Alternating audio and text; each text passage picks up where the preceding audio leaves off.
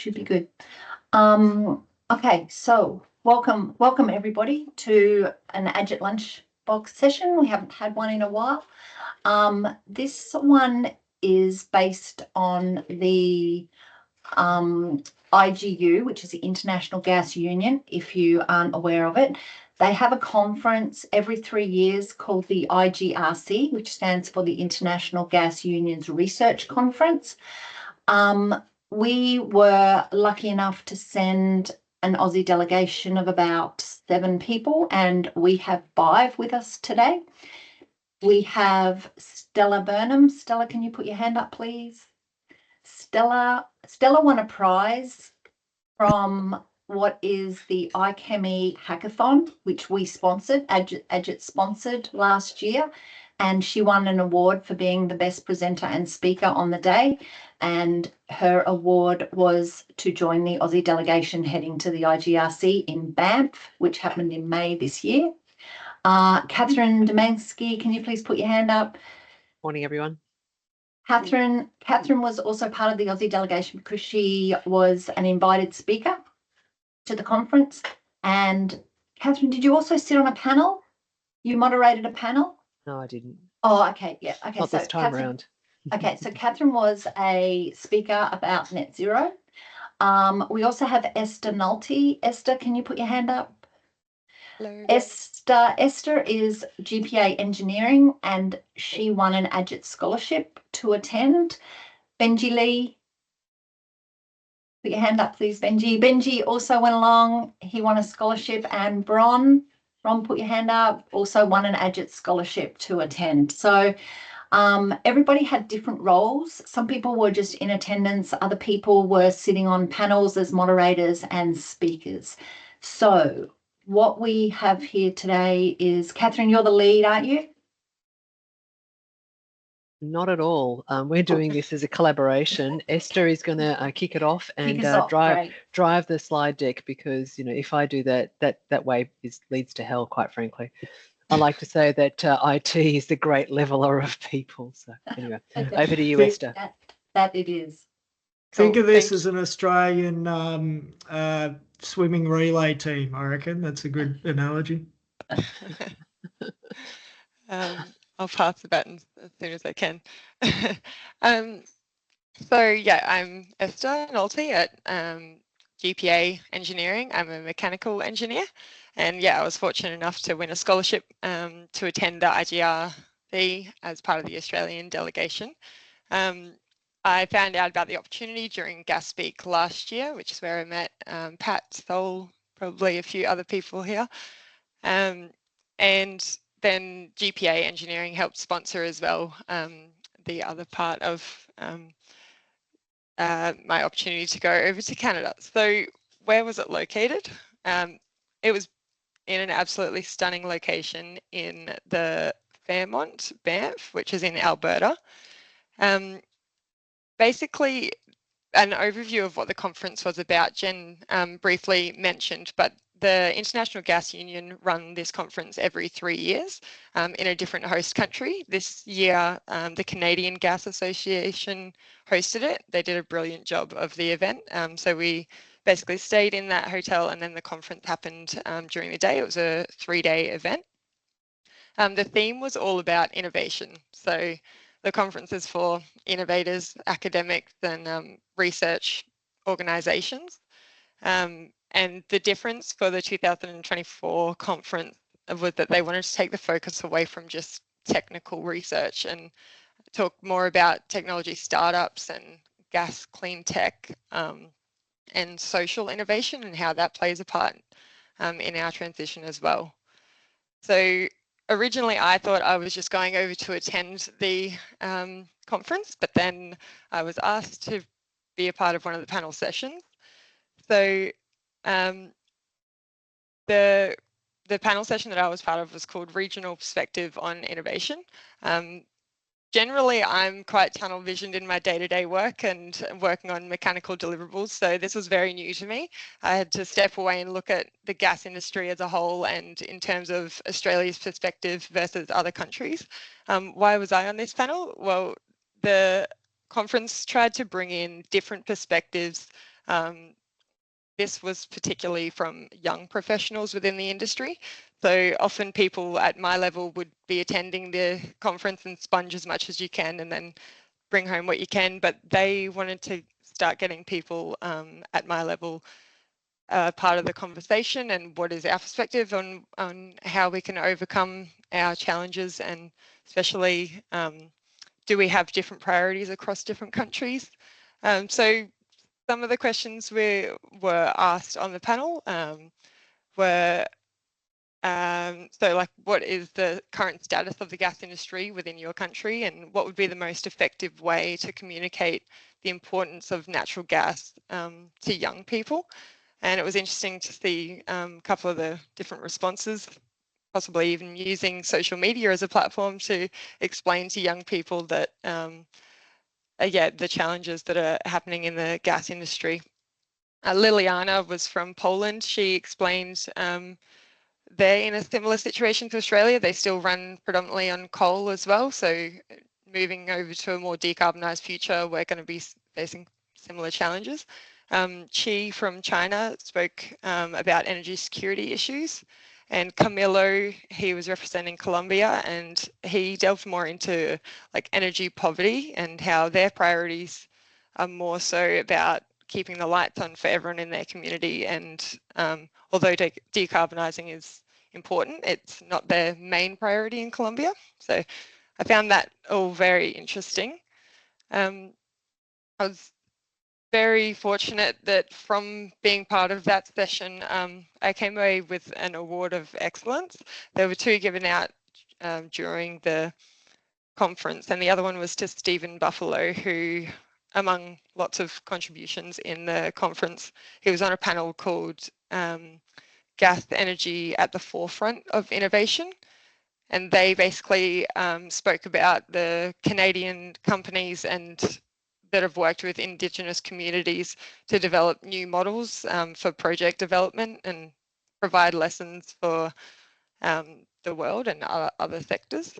So we both, I think, received this recognition due to the unique contribution that we could bring to the conference. Not necessarily, well, for myself, definitely not an absolute expert in the field and not really in the space of policy making, which a lot of the conversation was surrounding. But I think it was just important to show that the International Gas Research Conference this year, yeah, brought a different perspective to usual gas conferences. Anyway, I'm going to pass on to Benji Lee, who he's going to talk a bit more about the social innovation side. Thank you. Thanks very much, Esther. And yeah, congrats again on that award. It was awesome to see you, hold your own on that stage and excel, in front of such a big crowd at such a young age. So yeah, very exciting for what yourself and some of the other young ones who came along have got ahead of them in the industry. I guess I just wanted to talk about sort of, set the scene around 2 really important sort of standout sort of, I guess, themes that sort of emerged on the front stage at our IGRC 2024. What the first thing that really struck me was, I guess, the social focused innovation and the platform and presence of First Nations sort of people in the conference, and this image that I've got there, really sort of sums that up. And I guess I just wanted to bring back some of the potential relevance for Australia in that Canada, the First Nation people were a very proud and strong presence on stage. And they're very entwined in the delivery of energy projects and ownership of energy projects over in Canada.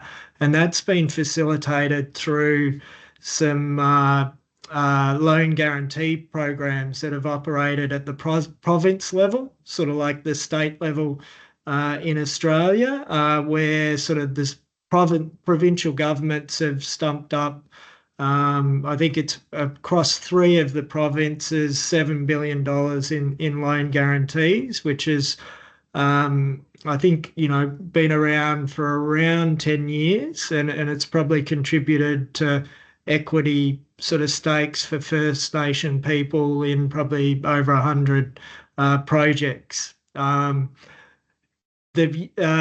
this year, just before the conference, the federal government made an announcement in Canada that they'd be contributing a federal loan guarantee program as well, with an additional $5 billion worth of guarantees. Now, the reason I sort of mention it, it was quite amazing to sort of see and hear the impacts that was having over there, and how it was regarded, by, the First Nations people themselves, but also the energy businesses sort of involved in that. But at the moment, there is a First Nations clean energy strategy being consulted upon by the Australian federal government. On coming back from the trip and sort of seeing this, I had a look at the submissions that were sort of made, and there is quite a few references to Canada from Indigenous submissions to the Australian consultation. So, an interesting point here would probably be,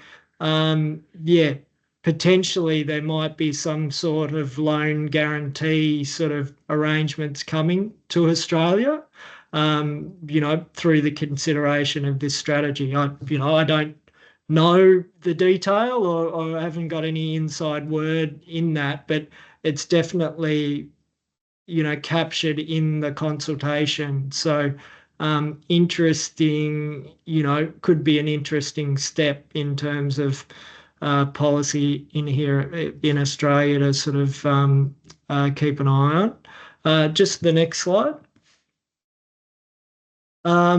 The other sort of theme that I wanted to introduce, and this will be taken on more by Bronwyn and Catherine as well, because it was such a strong focus. And I guess traditional sort of conferences by the IGRC are very much focused on your traditional research sort of programs. But this one was very different in that it was really pushing a clean tech challenge competition, and really looking at entrepreneurial innovation, and really trying to sort of supercharge that from a gas industry perspective, which I thought was really, really interesting, in that focus, is not to the level it was over there here. So, everyone loves a big novelty check. And so the image here on the screen is of some entrepreneurs sort of, getting around $600,000 or $700,000 for their osmosis startup, which is operating out of the US, for membrane technologies that are looking to sort of separate hydrogen out of the gas stream. They've been successful in scooping up funding from the US Department of Energy and clean tech investors. And this is another sort of contribution on top of that, which has sort of, I guess, been packaged up by the Canadian Gas Association in this challenge, and their members have been contributing to that. But it's, quite a unique approach, I guess, to scale up funding, for research on sort of various sort of groundbreaking aspects like this. It made me sort of think, I guess I'm quite involved in the Future Fuels CRC, and, there's research that gets started there on these sort of issues, but then, really interesting to see this type of approach around scaling up sort of solutions and getting a lot more funding in behind things. So also some test bed sort of stuff that Catherine will be talking about. But that's enough from me. I just wanted to sort of hand over to Bronwyn C, and she can talk a bit more about the nuts and bolts of the program.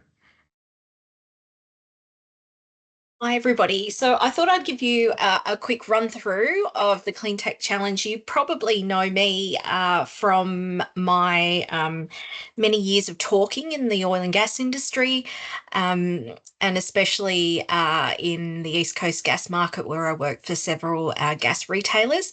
And I have the pleasure of being an AGIT director and a huge advocate for renewable gases, which is what took me to Banff. I might just say initially that there really was, I felt a change in this IGRC towards understanding and being part of the renewable gas story, in that there were sessions around biomethane, several sessions around hydrogen, and it wasn't that renewable gases were seen as a sideshow. It very much was seen as the future, and hence the focus from the research committee. So really glad to see this kind of change come through in the IGU, and to have that more forward-looking view, which then sort of really then dovetails with what the Canadian Gas Union was really looking at, trying to push forward a clean tech challenge alongside the IGRC.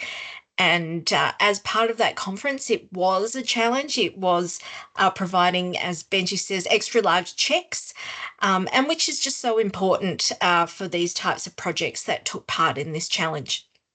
It's not just the money that was provided, it was a whole package of different types of assistance. And I suppose what was different between this Clean Tech Challenge and the ones that I see all around the place was this one was really linked to clean tech in the role of natural gas. And how do we provide cleaner solutions in the natural gas industry? And I thought that was quite novel and not something that we generally see. And I think it's because we generally believe that natural gas technologies are well funded in Australia through the major corporations, but once we started digging in, we saw that this wasn't the case. So that was the sector focus, is how do we make our industry a whole lot more cleaner? So what I think the next slide really is quite busy, but what we tried to do was break down why this clean tech worked so well and why it was so favoured by those that participated. And I think it is that very close industry alignment. It was very much seen not to be as a sideshow, that it was a need within industry, and that a lot of the entrepreneurs and the smaller companies that were looking to develop their clean tech solutions for our industry were part of the industry, not just merely something on the side. The support provided was pretty much long term. It wasn't, here's a check and you can go and spend it on your McDonald's bill next week. It really was around how do we assist you to get you to where you want to go. And I think Catherine's going to be talking to the accelerator and the site, and how it's providing that support to bring it through those very sort of gnarly kind of TRLs, and how do we supercharge these types of ideas by providing the right support, location, training ground to get them further up the curve more quickly. As Benji said, there was inclusivity, but it was more inclusivity around the type of idea and the type of company. You know, it really wasn't just somebody in a lab at Chevron. This was about, well, how do we get a diverse pool of participants from all sorts of different diverse backgrounds, different companies, different types of areas within the industry. So that was great to see. And then working with the IGRC gave it that global exposure and networking. And Benji and I attended a last day symposium where the individual winners and some of the great participants really sat down and were given that opportunity to meet with interested parties and potential funders and show their wares, which is such an important part of having that exposure. Now, Australia didn't really provide very much into this clean tech challenge. We weren't super interested, even though there was $10 million involved, which is kind of interesting, and I'd love to unpack that more, because it really is an opportunity for us to either be involved in a more global event, such as the this clean tech challenge that was part of the IGRC, or to bring the idea home and provide the assistance needed by so many of the Australian innovators that we have. So potentially, can we go to the next slide, please? So this was really my big thing, is about fostering Australian innovation. We know that there's so many innovators looking in this area, but they simply don't get the funding and exposure because they are linked to the gas industry. And I think that's critical for us to really understand how gases and renewable gases should sit together in that innovation challenge. And then also, we underestimate our global leadership and our reach, and it would be great for Australia to really be part of that and to lead the ecosystem. Next slide. So how would we adapt it for us? Well, these are kind of my ideas, but please, anybody in the team that sort of thought about this, please jump in. But really, it is this natural gas sector specific focus that was so challenging to me. I've spent so much time in the renewable gases area over the last couple of years, and the notion that it could come, and this change could come from a natural gas sector focus, and it didn't have to come out from a more renewables or a standalone clean tech focus, was a fantastic one. So it's really bringing it all together and letting the best ideas bubble to the top, and not really segmenting natural gas straight out. I think Australia's got great energy partners who are interested in innovation, and certainly we have a technology-led transition. So we're really looking at our partners like ARENA and CSIRO, who'll be very well placed to work with and to facilitate this type of challenge. And then also the regulatory environment and government. You know, once again, it would have to be something that we need to get those stakeholders on board. And I suppose this is where I saw the biggest challenge would be, where the electorate's really looking for a non-gas solution. Is this something that they will back and help us with? And I think the fact that we could look at it as part of a clean tech challenge, that it is the sector moving to and wanting to move to more cleaner technologies, provides that right kind of messaging. Happy to take any questions at the end. And I think Catherine was going to have a chat about the methods and at the NGIF accelerator. Thanks very much, Bronwyn. But before that, I've got a bit of a spurious a discussion around the natural gas in a net zero world. So my role in this particular delegation was I'd presented a paper to the IGRC that was accepted, which built on the work that the Net Zero Australia project did and published last year. What my paper did was the results really looked at what would it take to get to net zero for Australia across all vectors. And my paper effectively took a slice through those results to look at what does it mean for natural gas. I was on a session with Dr. Derek Vismiller, who's from GTI Energy. He spoke about the role of gas in net zero systems. So they did a meta study actually of several net zero reports that were done in Australia, including Net Zero America, to see what the ranges are. And it dovetailed nicely with what I had done in Australia, looking at one country and one specific vector. It was moderated by Richard Markson from Gasco, so that's a Norwegian company. So between Derek from the US, Richard from Norway, and myself in Australia, we did cover the globe, but interestingly not from an importing country perspective. Look, the paper was very well received. Effectively, there were some clarifications in respect of my paper around, what's the next phase of work, what sort of clarifications would be.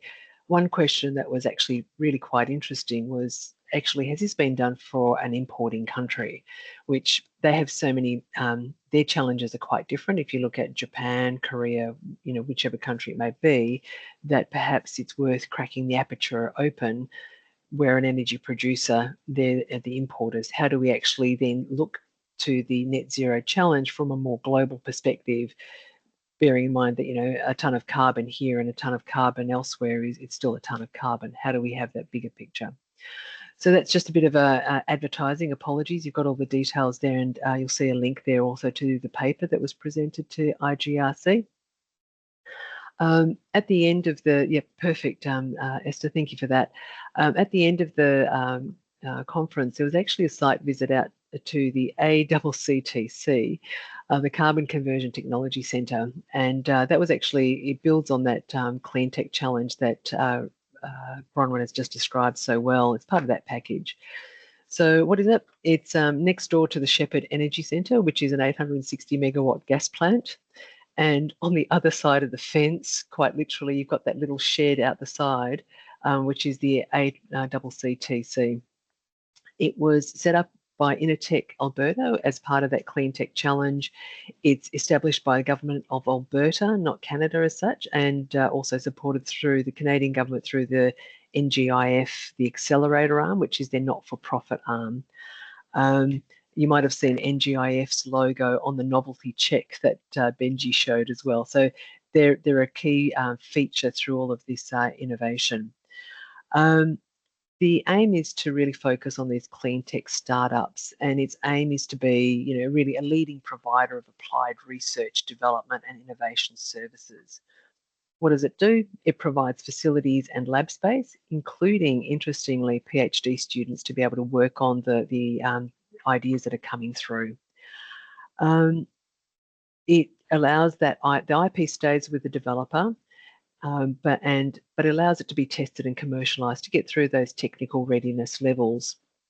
So it's de-risking, it's testing, and it's deployment. Interestingly, commercialization is not in scope. It just gets it to a technical readiness level, but doesn't really think about what the markets are, and you'll see that in a bit. The startups pay just the OPEX. They don't actually pay CAPEX. That's borne by NGIF and Intertech, but they keep the carbon credits as well that come from that. So looking a bit more closely about what actually this facility does, this test bed, could you maybe flick to the next slide there, Esther? That'd be great. The aim is it captures about 25 tonnes per day of flue gas, and the CO2 levels are really quite low. They're between 4 to 6%, so not very high there. They've done some work around a 6 tonne a day amine facility to try and improve the amine process, to try and allow a range of compositions to make it more pure CO2, but they're having some issues around that. Fundamentally, they've got, at this point in time, about 50 site users. So all of these developers are coming in. They've got a shed. They get to use the facilities. They get the access to the gas stream to be able to test their work. The products that they look at are, solids, for example, carbon nanotubes. There was one developer there who was showing us what they do with carbon nanotubes. They were quite excited about, their usage, used to fortify cement, used in paints. They're seeing the price of, these nanotubes where the carbon's utilised, $40,000 a tonne.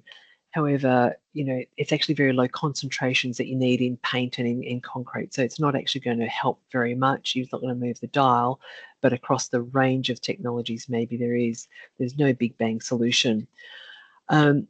So yeah, solids, they have syngas, and the one on the right, a sample product, that air CO2 is apparently vodka made from this process. Unfortunately, we weren't allowed to try it, and apparently it was just water in there because somebody else had tried it previously. So they've now have taken the safety elements around it and not allowed anyone to taste it. So that was the carbon, the AGIT. I do wonder, Bronwyn, building on your comments around, the KES concept, which the Fenix CRC is working down in Kwinana, same concept where they have a test bed, LNG pilot plant to try and develop the elements and allow that to actually try these technologies and get it across that valley of death that this IP really has to face. with that, I'm going to hand over to Stella to bring us to an end, sort of give us a wrap up from her perspective. Thanks very much. Thanks, Catherine. So as Jen mentioned before, my name is Stella, and a little bit of background about me. I am still studying, so I'm in my 4th of 5 years of chemical engineering and science at UQ in Brisbane. And I'm very passionate about the energy industry, and in particular the future of this, and sort of the form and the shape that it will need to take on to ensure that energy is continued to be delivered in a safe and sustainable and secure way. So like Jen mentioned, I got a ticket to Banff through a hackathon that I entered around this time last year. So this was hosted by iChemie and Chemica, and we were posed with a challenge to pitch a conceptual solution or design to replace natural gas at dairy processing plants in New Zealand. And then through this, the presentation that we did earned me Best Individual Speaker and the opportunity to attend IGRC. So Esther, if you go to the next slide.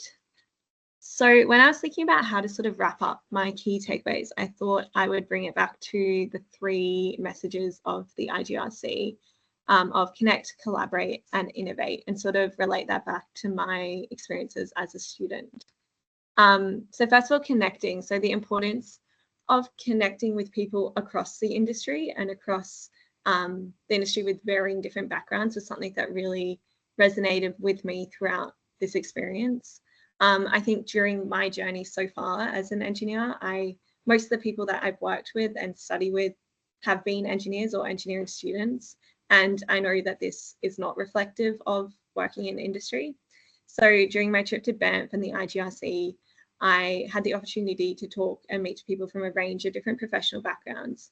And I found this particularly interesting to hear different opinions and different perspectives, especially some of the less technical, more sort of legislative or regulatory on what the biggest challenges for the industry will be in the future. And sort of I'll be able to bring this back to my studies at uni. At the moment, I'm doing my final capstone project. So we have to design a processing plant, and sort of this variety of different angles that a problem can be looked at that I picked up on is something that I'll be able to take back and implement into this project. I think also this highlighted to me how the energy problem very much isn't solely a national issue. It's something that must be considered sort of strategically on a global scale, and how the intercountry connections and collaboration is so important. And so this flows quite nicely into collaborate. So both interdisciplinary and internationally. So I think one key takeaway as a young engineer I have is the importance of communication of ideas and communication of thoughts. And I think this is a skill that I didn't give a whole lot of weight early in my degree. But after my experience with both the hackathon through Chemica and attending the IGRC, I can really see sort of the immense value that it holds. And I think it's not possible for everyone to be an expert in everything, and conferences like the IGRC that allow for sort of the flow of ideas and the flow of information through people and companies and countries are so important. And then innovation. I think this is my favorite point and the one that really excites me about the future. And I think that free-flowing creative and new ideas or new ways of looking at problems are integral in the development of successful engineering design and strategy. And it's something that I hope that continues to be prevalent in my career. And by embracing creativity and seeking out new perspectives and opportunities, such as the hackathon and such as the IGRC, I hope to drive progress and make meaningful contributions in the gas industry. So that sort of wraps up my key takeaways from the conference. But all in all, I'd just like to extend a massive thank you to Jen and AGIT for this experience. I think it's definitely enriched my uni degree and complements my technical skills and expand my perspective quite significantly. I really want to emphasize how important and how valuable I think an experience like this is for a young student. I gained so much confidence in myself and my future career, and learned so much about the energy industry as a whole, yeah, the experience really encouraged me to come out of my comfort zone and meet some really inspiring and lovely people. So I'd just like to say thank you. Stella, thank you so much. Benji, Bronwyn, Esther, Catherine, thank you ever so much for presenting what was a fantastic Lunchbox session. Do we have any questions from the audience?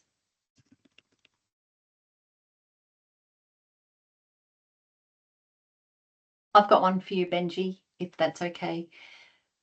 Benji, you talked a lot about the First Nations and the progress that they've made, and the government and the various governments, so not just the federal but also the state. Are there learnings for us as Australia, or are they just so far ahead of us that we might need to look somewhere else or seek more advice from Canada? Like, are they that far ahead? Because it kind of looks like that to me. I think there's a model there that a government could pick up. It's 10 years isn't a huge amount of time in policy sort of machination. So like I said, I've already looked at some of the submissions and that sort of thing, and Canada is coming onto the radar already. So it's perceived as a successful model by some of the stakeholders sort of participating in that process.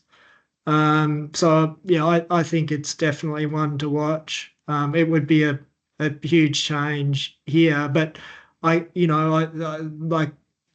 guess I'm a policy expert, and looking at, I guess, moving through, I guess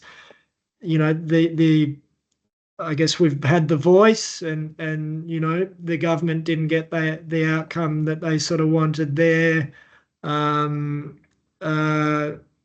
There's already one or two sort of projects sort of being either put forward or that have got some First Nations equity ownership in it. So that's almost something they can sort of look at to sort of point them in a certain direction if they want to go. Interestingly, like, and I'm not surprised, like the more gas sector submissions that went in, I had a quick look at those too, and it was not, sort of acknowledging those sort of developments or that sort of thing. So I think it's, could be a bit of a blind spot for the gas industry to sort of think about, because actually what had happened through the Canada experience is they had First Nations people up on that stage being very strong advocates for the industry. And I thought, wow. Yeah. So that really struck me. Yep. Yeah, it's a very interesting conversation. Brian? Bronwyn mentioned the right training ground when she was talking about Clean Tech Challenge. It was that just provoked an idea in my mind. In what education opportunities might we have? AGIT is education. One of its themes is education. What could we do? Did we learn something about what we could do in terms of training or education here?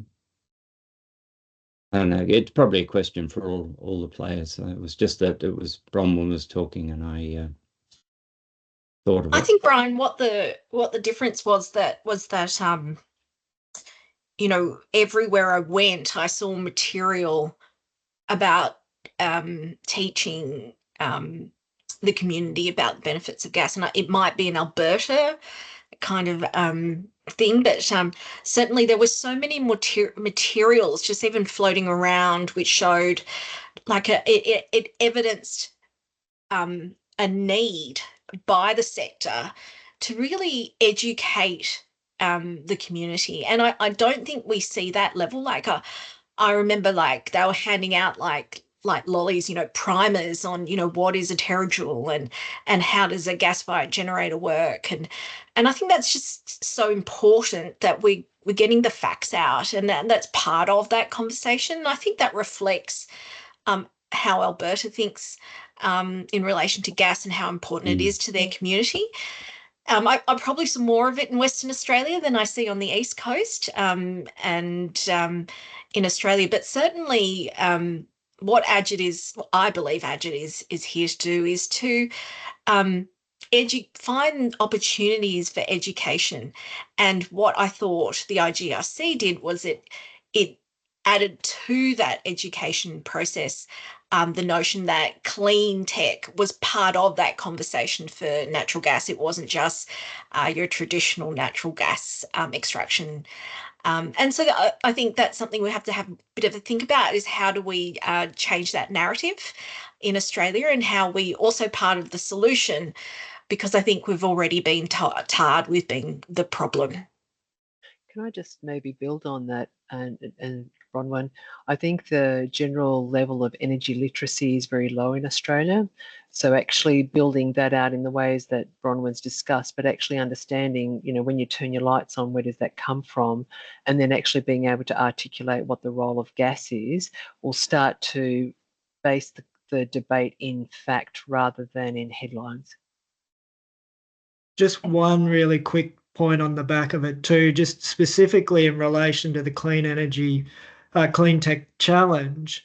What you've got there is some highly motivated entrepreneurial people who are not traditional sort of gas people, you know, really putting forward compelling, engaging ideas. And I think that's infectious, and it comes from a different angle and engages different people and educates them. So I'd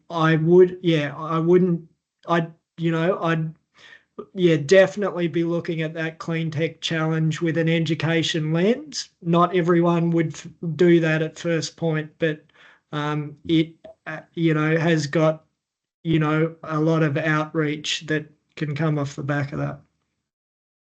Can I just jump in before we go to Dario?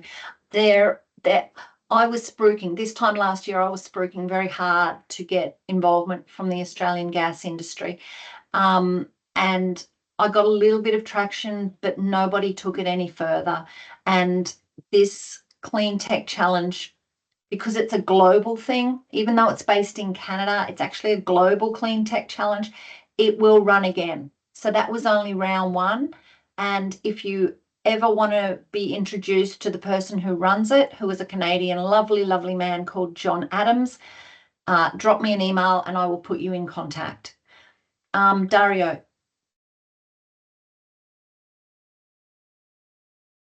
Hi, everyone. Good morning. My question is addressed to, I guess, all of you. I mean, in general, we've been talking about new energies, you know, hydrogen, carbon sequestration, etc. How much have you seen about efficiency and reduction and technologies that helps, you know, in making the uses of gas more efficient or cost reduction? I think there's an opportunity there, but I haven't seen much. So maybe you can enlighten us about what you saw at that conference. Oh, I can kick off and then perhaps hand over to others. Good question, Dario. The key area is around methane emissions and capturing that fuel slip.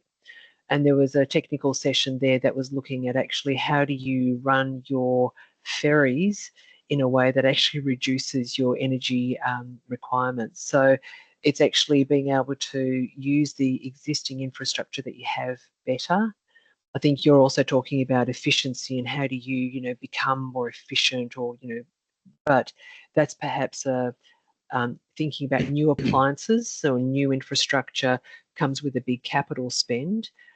Didn't see a huge amount of that from my perspective. It was really around the methane slip and actually just that methane pledge that Australia signed up to. Okay, I guess it's just to add to my question. I mean, my question is coming from the point of view that when we're thinking about getting people on board with the value of gas and putting that from, you know, from the energy literacy perspective as well, I think that there is an incredible low-hanging fruit and value opportunity there in talking about efficiency, right? Because today we're going to be generating electricity with gas. That's very expensive, but still something that we're forced to do, you know, when the sun is not shining or the wind is not blowing, right? So I think that and that can be achieved by probably rethinking current technology rather than trying to invent something that is just too far away. And I think that probably would be an intermediate step to get the industry and also investor, because it's an easier way to market, you know, with technology when you improve something that is existing. So that was my thought process there. I mean, if you can see that building up any kind of momentum in that area, or is all most of what we're talking is about things that need to be developed, you know, like new technologies.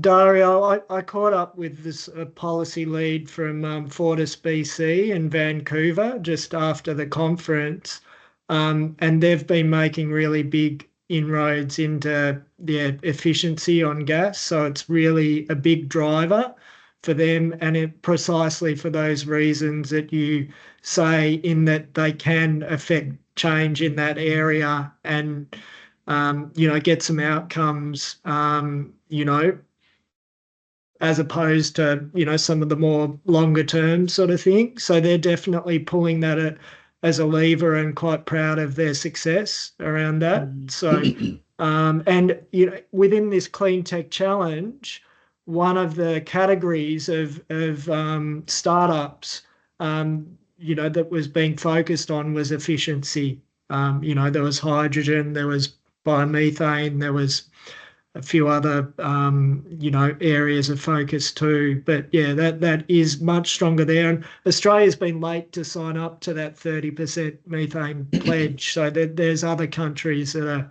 you know, going a bit harder. Thank you. Folks, I'm just aware of the time. Andrew Dix?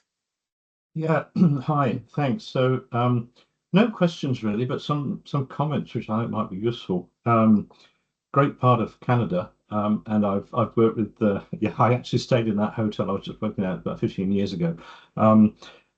Great location for a conference, and I've worked with a number of Canadian companies on the hydrogen and natural gas side.